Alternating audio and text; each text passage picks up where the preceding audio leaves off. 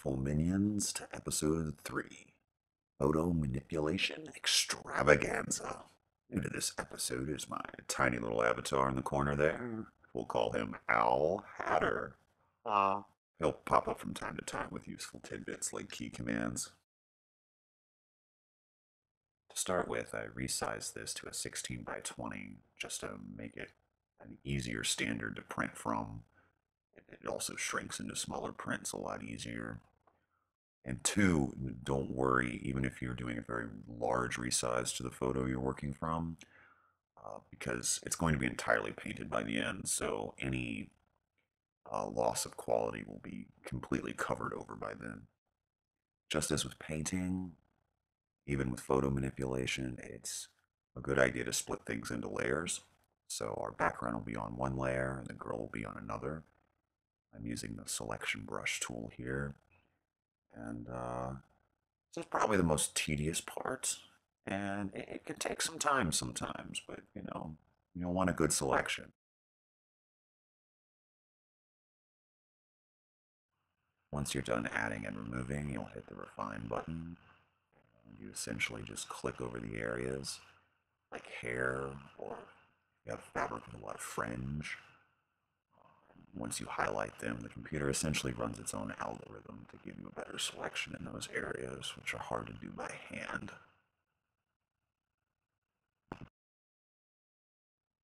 Meanwhile,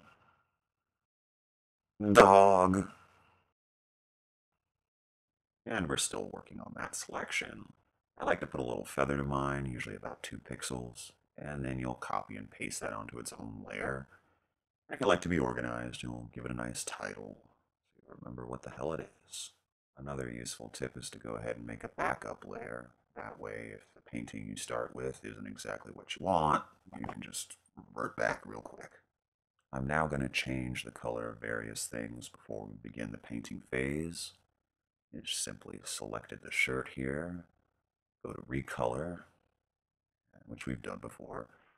In this case, I put in darken mode, and just, fiddle around, you get something nice and colorful and saturated, or whatever you like.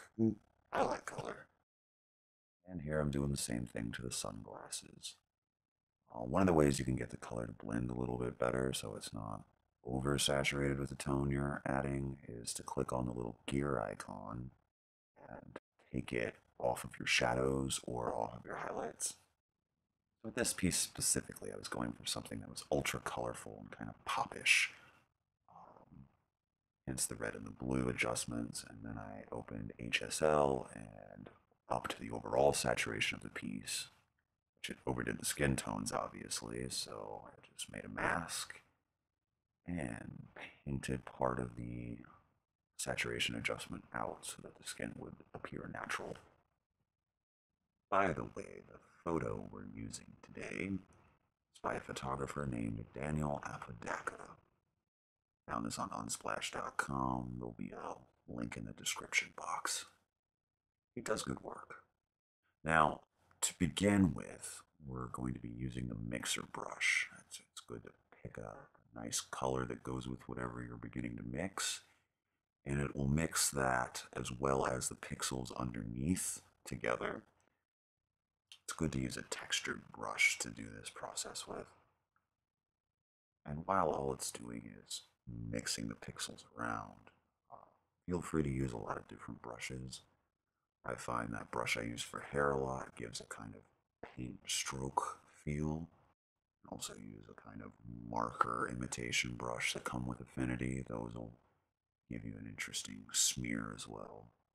And if you want to paint a color that's different onto an area, switch to your regular brush, paint in a couple strokes, and then go back to the mixer and mix them together.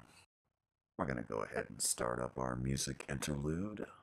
The music here today is by the YouTuber White Sand. This composer has a large selection on YouTube of royalty-free instrumental music pieces. The short filmmaker's dream.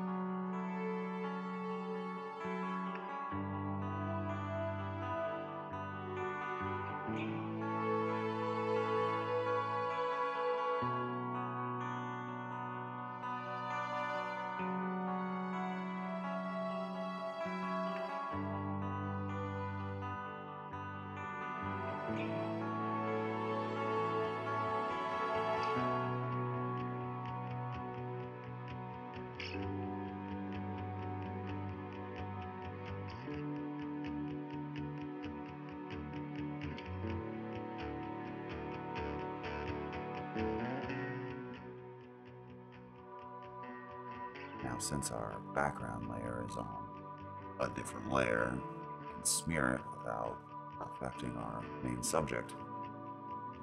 And so the first thing you want to do is just get a lot of color down.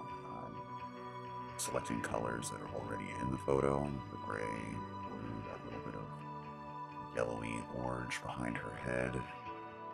So the first thing was just to do a whole bunch down, and then I used a tone-on-tone brush that came in Affinity and made a lot of large sweeping strokes.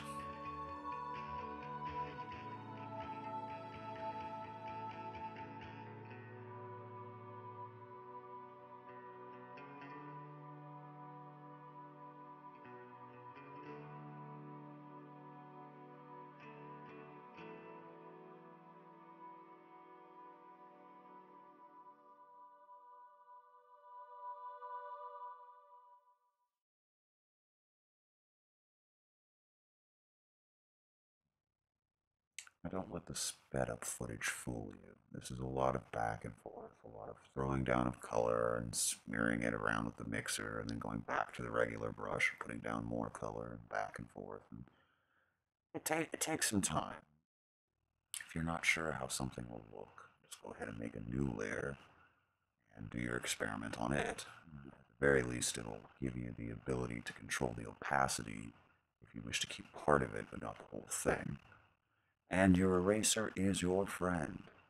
Textured eraser can pull back some color and give a very interesting effect. Another good tool at your disposal is the clone tool, which you can also use a textured brush in conjunction with the clone tool to take parts of your background and echo it on other sides. Echoes are fun. White Sand's such an awesome dude. We're gonna play a second song by this guy.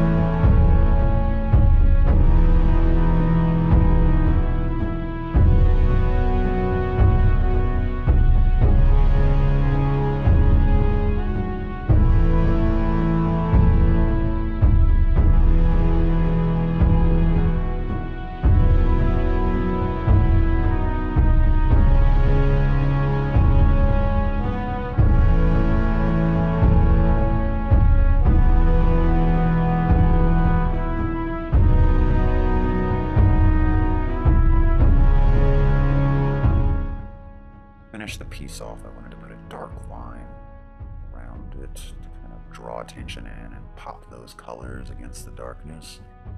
So I use a smart object here, square, left the fill transparent, turned on the outline. You can vary the thickness of your line by fiddling with the parameters in the pressure pop-up.